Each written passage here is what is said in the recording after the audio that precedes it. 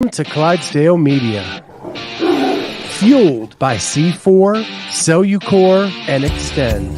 Use the code Clydesdale to get 20% off at checkout at c4energy.com. On Clydesdale Media, where we bring you the widest array of content here on our YouTube channel.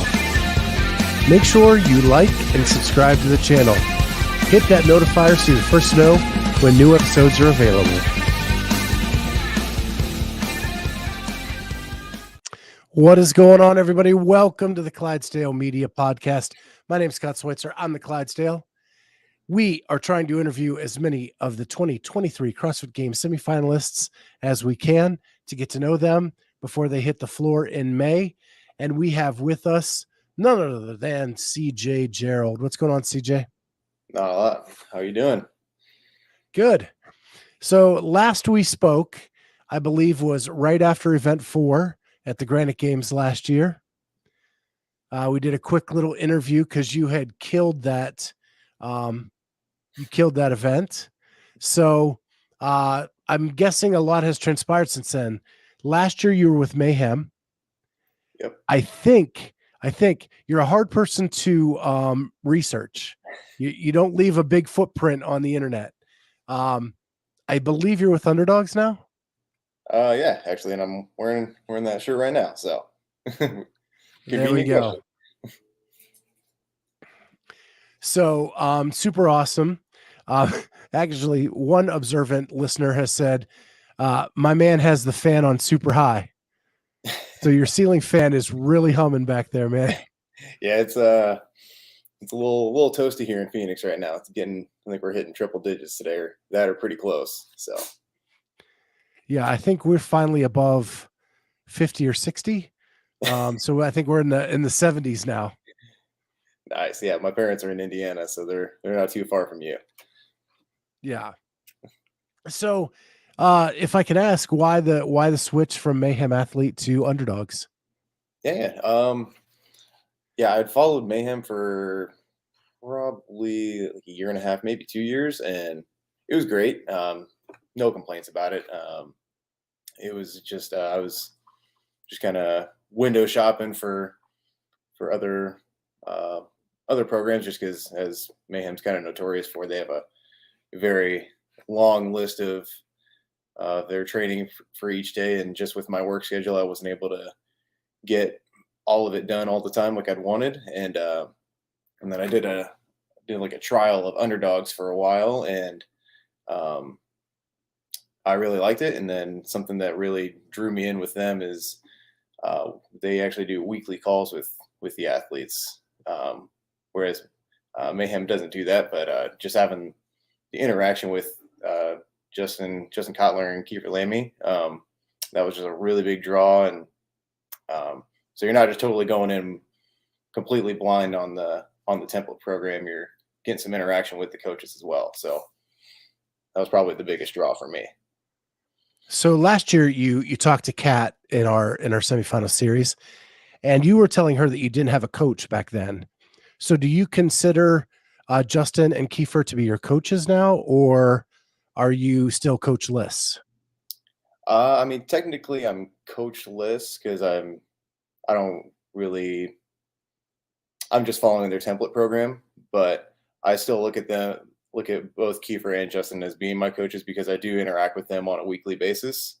So I'd say kind of half and half, half and half to your answer. Any of that ramp up going into semifinals? Is there a plan for them, or a camp, or anything like that to kind of get more interaction with them? So I don't believe we're doing a camp, but they've told me many times that it's an open door policy. If whenever I want to go up there and train for a weekend, I'm more than welcome. And I actually went up for quarterfinals and did quarterfinals with them this year, and it was an awesome experience. So just trying to work out my schedule so I can make at least one more trip up there before semis. So how far is that from Arizona to Vegas? Not too far. I think it's like 4.5 hours, maybe 5. So not too bad of a drive. Yeah, just through the desert though, right? Yeah, yeah. Yeah. It sounds like an old America song, riding through the desert on a horse with no name. Right. Yeah. Um, well, I've gotten to know Justin over the years and Kiefer as well. They're just good dudes, man. And like, um, and nothing against the Mayhem programming, but they just they're so interactive with their athletes. They care so much. And they put 110% into everything. Have you noticed that as you switched up there with them? Yeah, absolutely. And like I said, uh, when I was talking about my switch, again, no hate towards Mayhem. I love Mayhem. But yeah, like just seeing uh, the passion that Justin and Kiefer have for the sport in general, and then just the all the effort they put in, and they try to provide the greatest possible value to their athletes. It's just super awesome to see, and I'm glad to be a part of it. Yeah. So you said you went up there for quarters.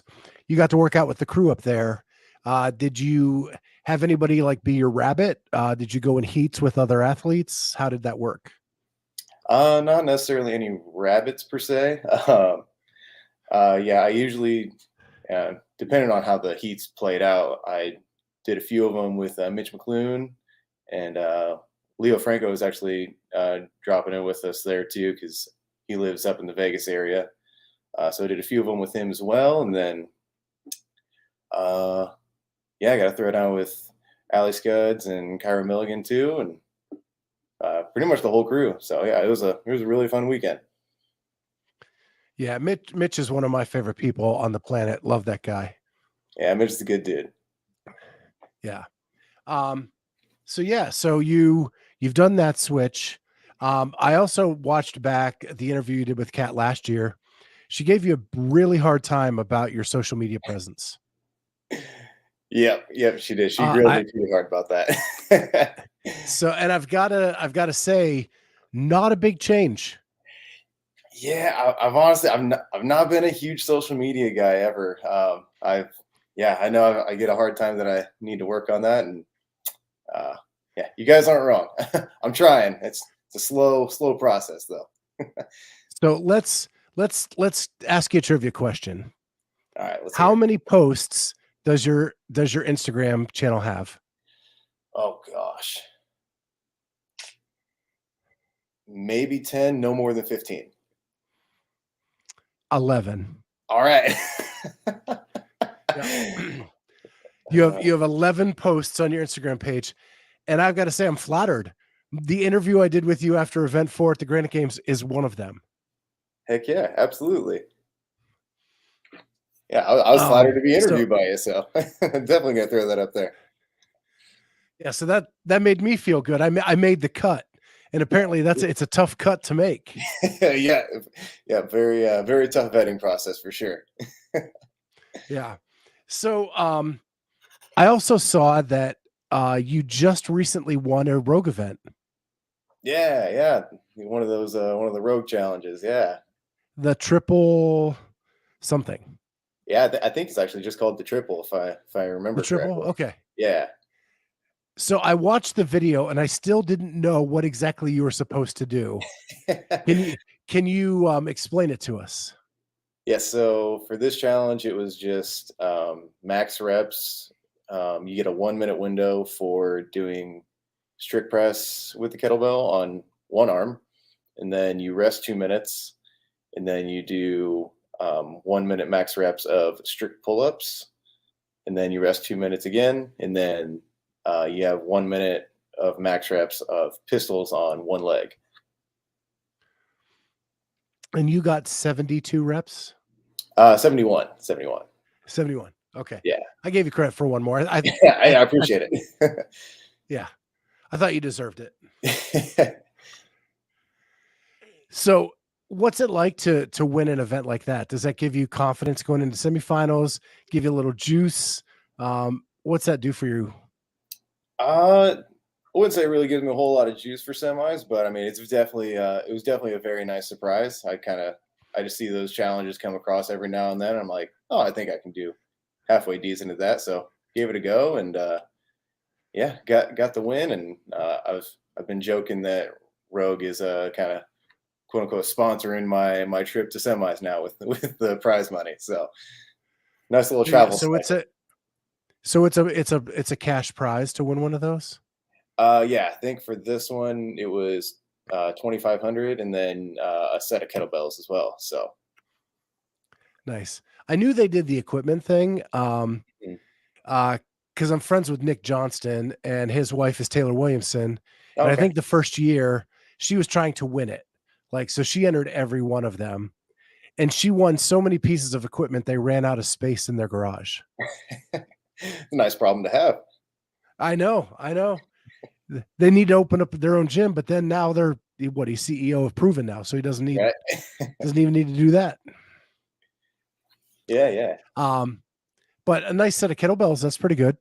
Yeah, yeah, absolutely. Yeah, I was just more pumped about the prize money, getting a little paying for my semi trip. So yeah, I'm pumped. Yeah. So have you ever been to Pasadena or I've been to the LA area. I've never been to Pasadena itself though. I went to LA last year for quarterfinals. Met up with a buddy out there, Dennis Samsonoff, and I did the quarterfinals with okay. him. So Yeah, I think you're the first athlete I've talked to in the last couple of days that's actually been to California. oh really? Yeah. Yeah, Yeah. I seem to be going along the Mississippi until today. Oh, there you Um, go. and most of them had never ever been to California, and I've never been to California. This will be my first trip. Oh, very cool, very cool. Yeah, I mean, like I said, I've not really explored the LA area at all, but my sister lived out in or Oceanside, just outside San Diego, for a couple years. So I went made a few trips visiting her, but not too much in the LA area. So, Well, I don't know what's going on upstairs. My dog has lost his mind, but I understand that you still have 3 dogs? oh yeah, yep, still got my mini zoo. Okay. And to remind the audience, what kind of dogs you have? I've got two border collie mixes and a little beagle. Okay. So we had a border collie, had her for 13 years, and she passed away maybe 4 years ago. Oh, I'm And now sorry. we have something my daughter picked out, which is his name is Walter, and he's part Chihuahua, part Yorkie. Oh, very cute, very cute. And but he looks like a mini Rottweiler. Oh, cool, cool. So black and brown coloring, and he thinks Yeah. he's tough, but he's all of 20 pounds. Oh, that's awesome. Yeah. So what do you like to do with your dogs? Do you guys have dog parks there? Is it too hot for the dogs? How do you how do you enjoy them? Yeah. So I mean, just going on daily walks, really, and we try to take them to a dog park close-ish by at least once a week. Get the get the border collies especially running.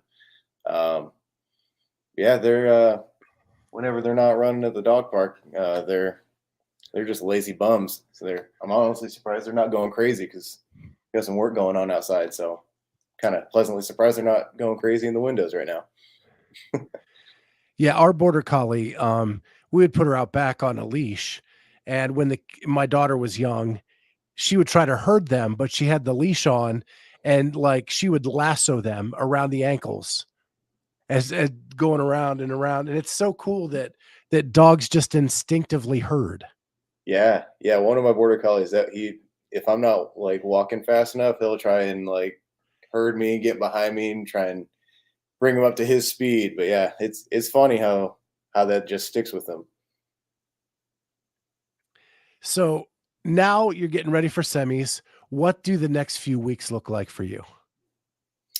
Just lots and lots of training. Luckily today's a rest day, so I'm being a bum myself today, which I am definitely all for because I've had a tough weekend of training. But yeah, just train a bunch, try and eat a lot of food, rest, recover, and repeat. Try and work on those weaknesses for sure. So what would you say are the few things that you needed to work on in this off season to get better? And have you been tested in any of those leading up into this point? Yeah, so I'd say handstand walking's definitely uh, one of my glaring ones because that was by far my worst finish last year at semis, and I mean I actually took dead last on it, but so I've been working a lot on that, and I got tested on that in January. I went to the fitness experience and um, doing okay on it. Got a couple tough no reps on it, which it is what it is. That happens, but I feel like it's overall getting better and better. So then other than that, just kind of anything with shoulder mobility. My shoulders don't like to go back very far. So been trying to do a lot of stretching and mobility work on those, and yeah, just same thing, different day, working on those weaknesses. It's because those biceps are so big, man. I wish that was the reason.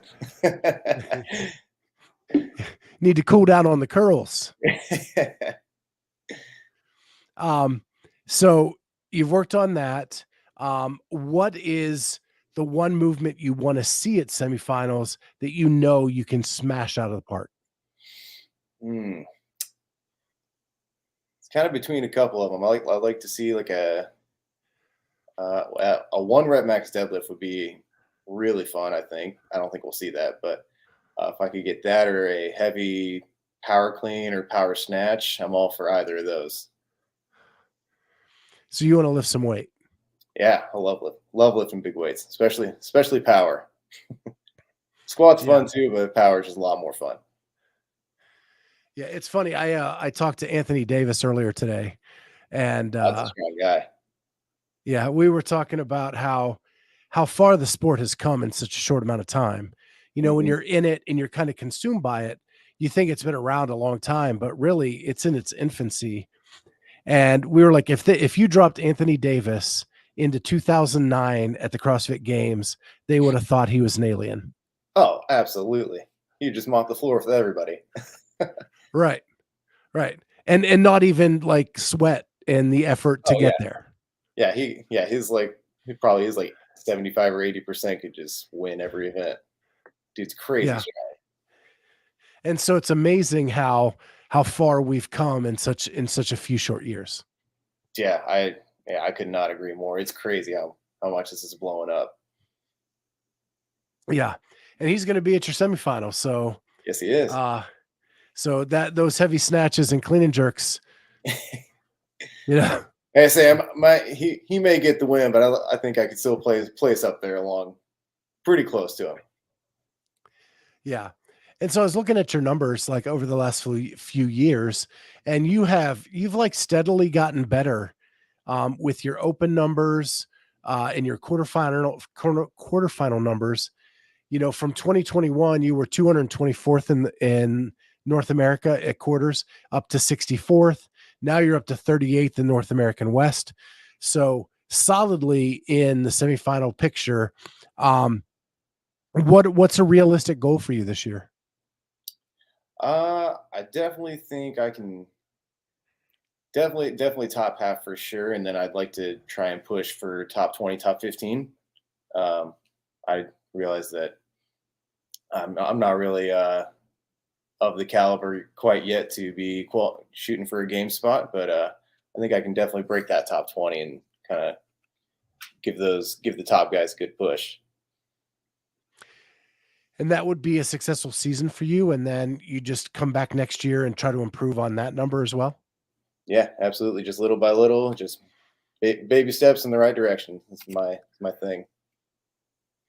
So now that you have all the money to pay for Pasadena, do you get to take with you now?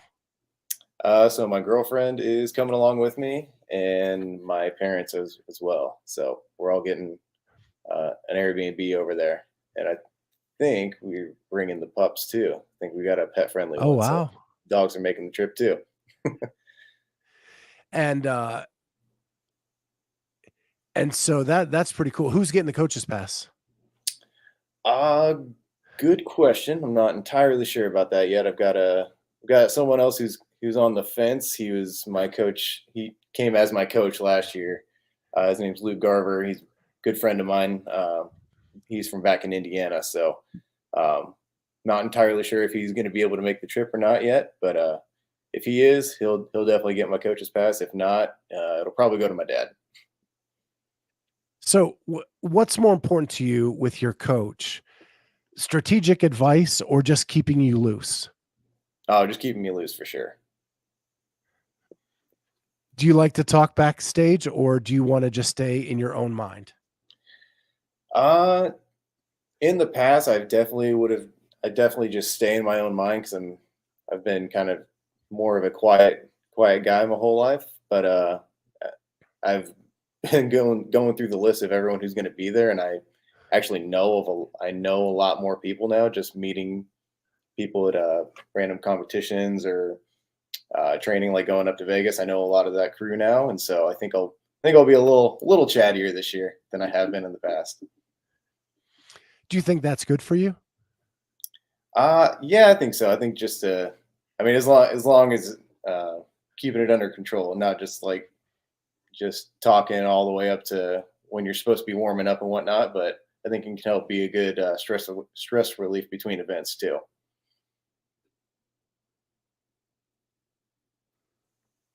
Sorry, I'm fighting the early season allergies. No, no worries. Everybody in my neighborhood got to mow today for the first time, and so they all did it on the same day. Oh man. Um, and so we actually have some volunteers for you. One is Corey. I think he said if CJ needs a coach, I know a guy whose initials are also CJ, and I think he's talking about himself. I'll keep that in mind. And this is your hype speech.